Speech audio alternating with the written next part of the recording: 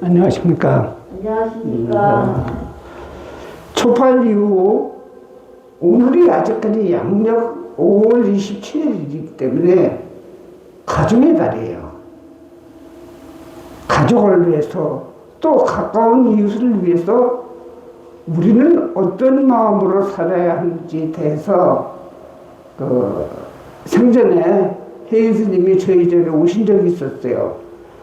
법문을 일부 그때 하신 법문을 인용할까 합니다. 불교는 자비의 종교입니다. 사랑하되 사랑할 자제요. 애틋하고 슬픈 마음으로 베풀어라 하는 가르침이 기본이에요. 자비는 어머니가 자식을 사랑하는 마음과 같습니다. 잘못도 이해하고 불행하고 병들어도 그들에게 필요한 존재가 되어주는 것이 바로 자비인 것입니다. 그러나 힘 있는 자가 나보다 모자라는 사람에게 베푸는 것을 자비라고 생각하면 큰 오산이에요. 상대에게 대해 나보다 모자르다, 부족하다, 돈이 없다는 생각을 갖고 있으면 올바른 자비가 이루어지질 않아요. 진실한 사람은, 자비심을 지닌 사람은 상대를 나보다 못한 사람이라고 생각하는 것이 아니고 부처처럼 생각하죠. 부처님처럼 생각해야 된다. 장차 부처님이 될 뿐인데 힘들거나 그릇되게 살고 있으니 불쌍하고 안타까운 마음입니다. 그래서 자비심으로 잘 살 수 있도록 공경해야 되는 것입니다. 집에 가면 남편 부처, 아내 부처, 아들 부처, 딸 부처, 사장 부처, 직원 부처, 동료 부처 등 모두가 부처로 보이는데 어찌 미워하고 싫어하고 기피하겠습니까? 부처님께서 배고프다고 하면 공연을 올릴 것이고 아프다고 하면 정성껏 돌볼 뿐인데 이것이 조건 없는 진정한 자비인 것입니다. 내 속 안에 내가 너보다 낫다는 생각이 없어야 하는 것입니다. 실로 세상을 살다 보면 가까운 곳에 미운 사람이 있기 마련이에요. 그런데 이상하게도 그 사람이 사라지고 나면 또 다른 미운 사람이 생기는 것입니다. 그러므로 미운 사람을 쫓아내기보다는 내 마음의 미움의 요소를 자비심으로 바꿔야 됩니다. 제가 이렇게 봤을 때는 여기 모신 분이 전부 60대 이상이에요. 거의 다. 근데 60대 이상이 되면은 이건 원고에 없는 얘기인데 남의 말을 하면 말을 하기 좋아해요. 말이 많아져요. 안 그렇다고 얘기해도 누구든지 마찬가지예요. 말이 많아지는데 그 중에서 절반 이상은 남의 얘기예요. 미운 사람을 쫓아내기 보면 그 미운 사람을 쫓아내는 데서 또 다른 사람이 나타나요. 그런데 지금 말하기는 쉽지만 실제로 그것이 불가능해 보여요. 내 마음을 바꾸기는 정말로 쉽지 않습니다. 관점이란 글자 그대로 보는 면을 스스로 낮춰야 됩니다. 세상에 전부 다 자기 마음속에 자기가 못하는 생각이 가득 있어요. 누구든지 전부 다. 조선 초기의 무학대사가 이성계한테 얘기를 하죠. 부처님 눈에는 부처님이 보이고 죄진 눈에는 죄집만 보인다듯이 문제는 자신의 아상을 어떻게 잘 관리하느냐가 문제입니다. 낮추는 하심만 잘 되면 온갖 행복이 저절로 찾아옵니다. 어떤 관계에서도 자비하시면 행복의 열쇠입니다. 얼마 전에 5월 21일 날 부부의 날이었다고 합니다. 부부의 예를 들어봅시다. 결혼할 때는 100년 해를 약속하지만 요즘은 사소한 일로 하얀 거짓말이 습관이 됩니다. 이혼하는 세상이요. 왜 그럴까요? 바로 내 생각이 옳다는 아상입니다. 성격 차이라는 것 자체가 아상에 앞서 있기 때문입니다. 배우자에게 믿음을 주었는지 사랑하는 감동이 지속되는지를 돌아봐야 됩니다. 이와 같은 마음은 돈으로 지금은 봤을 때 돈으로 해결될 것 같죠? 그렇지 않습니다. 부부가 서로 고맙고 감사하는 자비의 마음이 있다면 가정의 복은 절로 자랍니다. 뒤를 살펴보면 참 묘한 부부가 많습니다. 나이가 50대까지만 했어도 모르는데 들수록 화제 긋기가 명수가 됩니다. 남편 우습게 보는 선수들이 많아져요. 남편이 수입이 좋고 권력이 있고 힘이 좋을 때 만점 아내로 지내다가 사업도 망하고 돈 못 벌거나 하면 우습게 보고 바가지 긁어서 속 뒤집어 놓길 다만세입니다.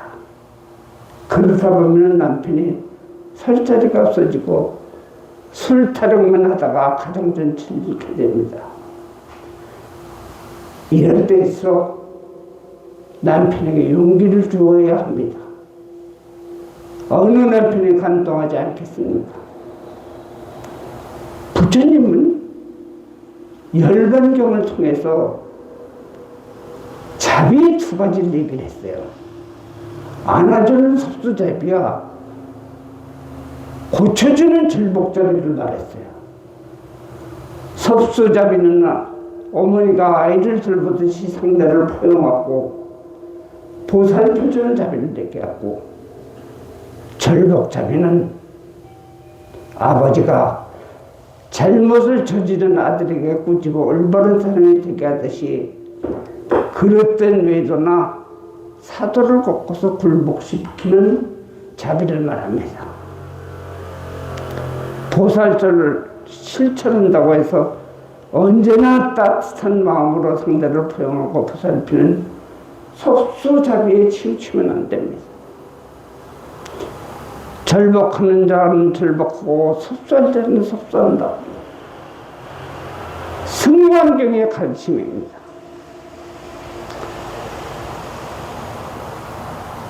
법문초에서 혜인 스님이 경험한 얘기를 직접 들은 얘기를 내가 얘기를 할게요.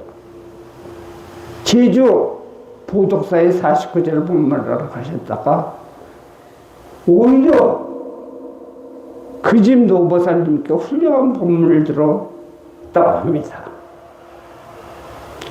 이야기인즉 그녀의 남편은 19년 전에 중풍으로 전신마비가 되어 대소변을 받아보면서 병수발을 했다고 합니다. 19년 동안. 거의 20년이죠. 요즘 같았으면 요양병원에 보내졌을 텐데 한결같이 병수발을 한 것입니다. 이런 경우는 보통 내 활동을 다했다 영관도 좋은 곳으로 갔을 것이야 할 텐데 이 보살은 달랐어요.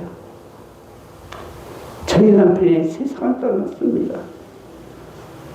3, 4년이라도 더 살았으면 여한이 없었을 텐데 제가 간호가 부족해서 이렇게 빨리 세상을 떠난 것 같아요 하면서 우는 것입니다.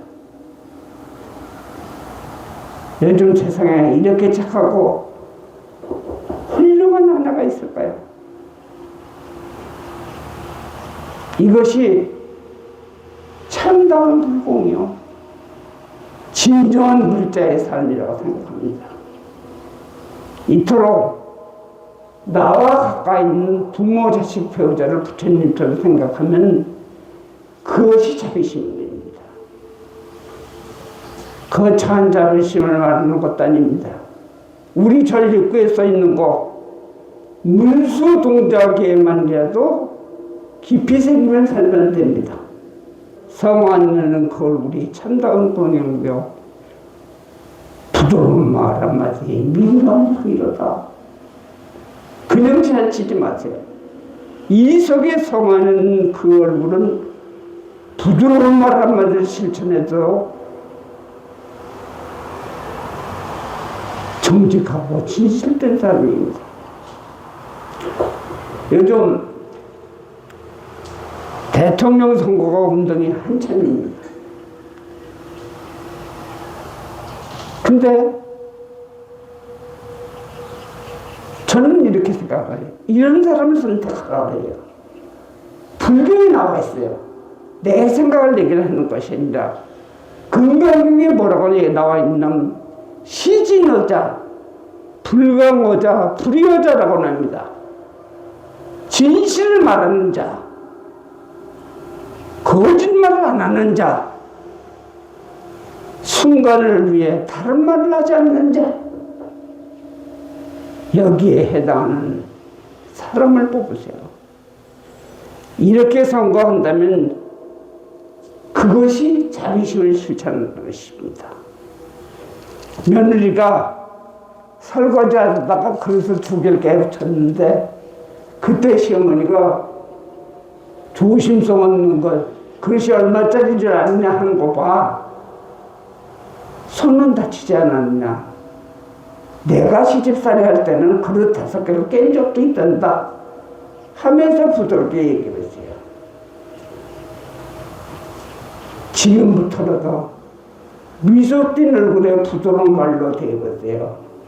앞에 말한 감동한 할머니도 병수발 많이 하면서 말로 복을 가면 안 됩니다. 그런 사람이 있죠.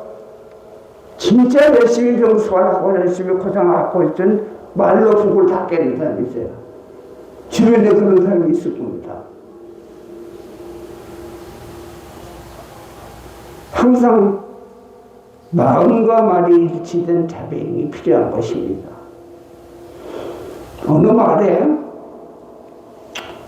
늘 고맙습니다, 감사합니다 리버릇처럼 말하면서 살아온 할아버지가 있었어요. 작은 친절에도 감사함은 물리고 이웃에게 물론 심지어는 산과 들 자연에게 대해 감사함을 위해 살고 사는 겁니다. 어느 해는 며칠 동안 계속 비가 와서 사람이 불평을 털어놓고 있는데 할아버지는 감사합니다. 이 비가 잠깐 사이에 한꺼번에 내렸다면 큰 홍수가 나고 피해가 엄청나겠지만 여러 날에 걸쳐 가는게 내려줬으니 정말로 감사합니다. 이런 할아버지가 어느 날 갑자기 불행이 찾아왔어요. 할머니가 중병에 걸린 것입니다. 마을 사람은 궁금했습니다. 늘 고맙다, 감사하다고 하는 할아버지도 아내와 중병 앞에서는 두 손을 들었겠지. 우리 함께 가서 확인해보자. 그러나 할아버지는 만나니까 여전히 고맙습니다, 감사합니다 하면서 기도를 하고 있었어요. 보다 못한 마을 사람이 큰 소리로 말했습니다. 할아버지, 그만하세요. 할머니가 죽을 병에 걸렸는데 고맙다니요. 당치다는 소리 하지 마세요. 그러자 이 할아버지가 미소를 지으면서 말하기를 나는 이 나이 들도록 늘 할머니에게 신성한 졌을 뿐인데 이번에는 내가 할머니에게 열심히 가르치게 되었으니 이보다 더 감사한 일이 어디 있겠습니까? 감사한 마음으로 행한 극진한 하나고떡에 오래지 않아 할머니의 병은 기적적으로 완쾌되었습니다. 불자 여러분, 아직도 오래 가정해야 됩니다. 모르는 누구를 찾아가면서 저 멀리 외국까지 봉사하는 것도 좋지만 우리 주변 가족, 친지, 형제, 이웃에게라도 하심하면서 자비를 베풀다면 그것이 오를 마감하는 가정의 달이 아닌 자비의 달로 비치는 것입니다. 언제나 가득한 미소로 부드러운 말로써 바로 옆에 있는 도반에게 집에 가면 집에서 나오면 나와서 실천하는 한 달이 되면 그것이 기초가 되어 1년 내내 다음해 내년의 가정의 달까지 자기 보살로 설 수 있는 계기가 될 것입니다. 여러분들 왜 여기 모였어요? 뭐 잘되기 위해서, 내 삶에서 인택하기 위해서라기보다도 자비를 행하기 위해서 모입니다. 자비를 행하기 위해서 5월 초월에 온 곳이 자비를 행하기 위해서 모여요. 자비, 사랑할 때 애틋하게 슬픈 마음으로 돌보아주는 것이 자비입니다. 사랑할 자자에 비는 슬픈 비예요. 5월달에 5월 초월에 이 법문을 하게 되는 것은 5월달에도 자비를 실천하세요. 습관적으로 초월하니까 절에 온다고 오지 말고 자비를 실천하는 마음이 되기를 바랍니다. 오늘 법문 이것을 마치겠어요. 나무 석가모니불, 나무 석가모니불, 나무 시어본사 석가모니불.